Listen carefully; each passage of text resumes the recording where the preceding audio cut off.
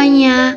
Pada video proses penjernihan air ini, kelompok kami yang beranggotakan saya sendiri, Siti Nurnisa Insyirah, Eka Nurdiani, Fatmawati, dan Yunita Puspasari akan melakukan proses penjernihan air, di mana sampel yang kami gunakan adalah air gambut yang berada di lokasi pesantren Darul Ulum, Jalan Rasujaya, Kuala Dua. Adapun alasan kami menggunakan air gambut pada lokasi tersebut adalah karena masyarakat di lingkungan sana menggunakan air gambut dalam kehidupan sehari-hari mereka. Yuk kita simak wawancara dari kelompok kami dengan salah satu masyarakat yang ada di sana.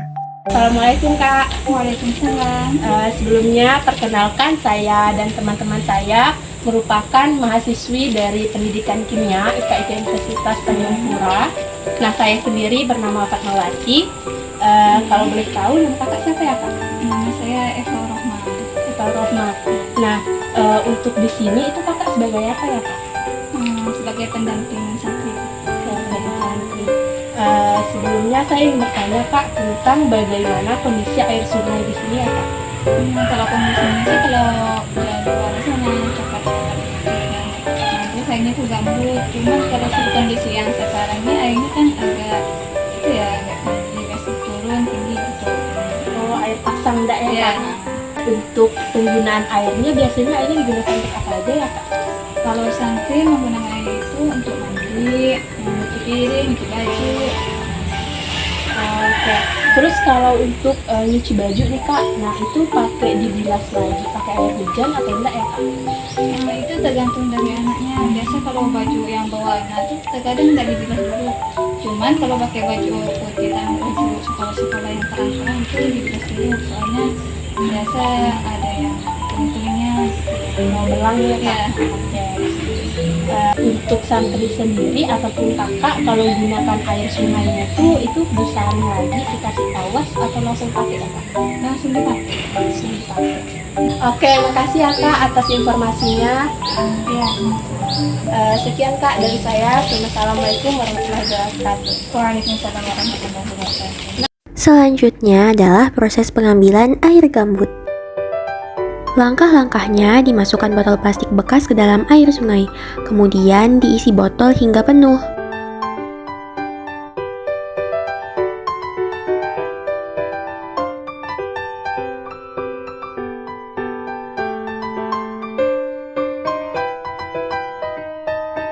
Dapat dilihat bahwa air yang diambil berwarna kecoklatan. Diulangi kembali langkah pengambilan sampel air gambut tadi. Di sini kami menggunakan beberapa botol air gambut sebagai sampel.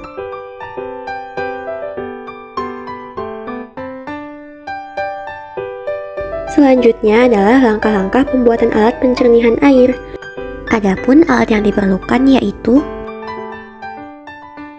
bahan-bahan yang diperlukan yaitu pertama-tama dicuci bahan-bahan seperti pasir, kerikil, dan ijuk. Fungsinya adalah untuk menghilangkan zat-zat pengotor yang terdapat pada bahan.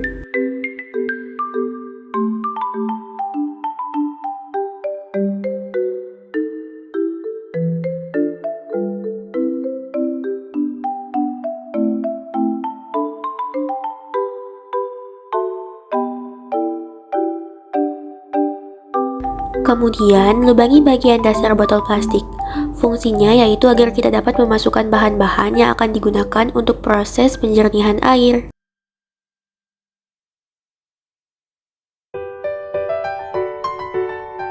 Langkah selanjutnya adalah penyusunan bahan-bahan. Perlakuan penyaringan yang digunakan dalam percobaan ini diatur dengan susunan filter sebagai berikut. Pertama-tama dimasukkan kapas ke dalam botol plastik sedemikian rupa dan padatkan kapas-kapas tersebut. Selanjutnya dimasukkan kain kasa ke dalam botol plastik. Kain kasa dan kapas memiliki kemampuan untuk menyaring kotoran, partikel, dan organisme kecil di dalam air. Selanjutnya ditambahkan ijuk di atas kain kasa. Ijuk berfungsi sebagai agen yang dapat menurunkan kadar kekeruhan. Selain itu, ijuk juga berfungsi sebagai media penyaring kotoran-kotoran yang halus. Susun ijuk sedemikian rupa hingga memadat. Kemudian ditambahkan pasir ke dalam botol plastik. Ikatan yang terdapat di dalam pasir dapat menghilangkan sifat fisik air seperti bau dan kekeruhan.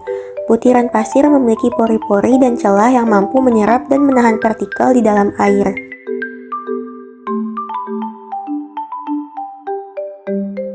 Setelah pasir dipadatkan, tambahkan kerikil-kerikil kecil ke dalam botol plastik.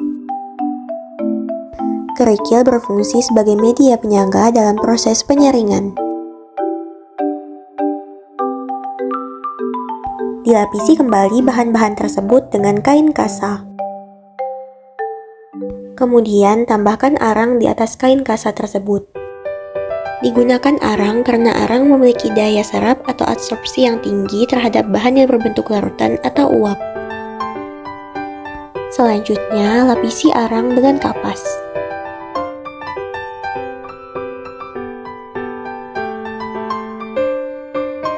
Kemudian, tambahkan kerikil besar di atas kapas tersebut. Ditambahkan kembali ijuk ke dalam botol plastik.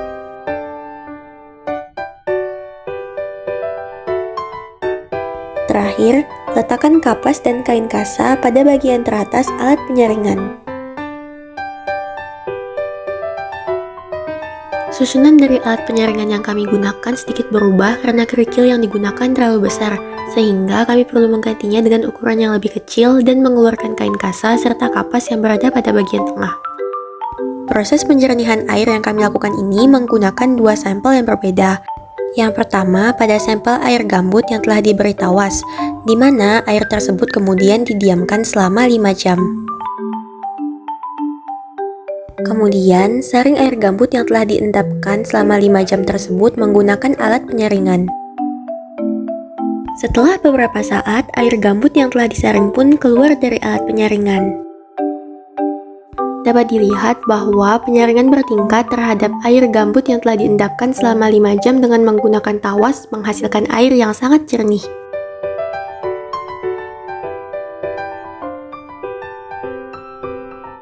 Pada perlakuan yang kedua, kami menggunakan sampel air gambut yang tidak diberikan tawas. Kemudian, kami saring air tersebut dengan menggunakan alat penyaringan.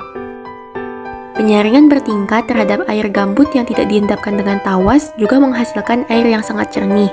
Namun, diperlukan 2-3 kali penyaringan untuk menghasilkan air yang jernih tersebut. Sekian video proses penjernihan air yang kami buat, semoga dapat bermanfaat untuk kita semua.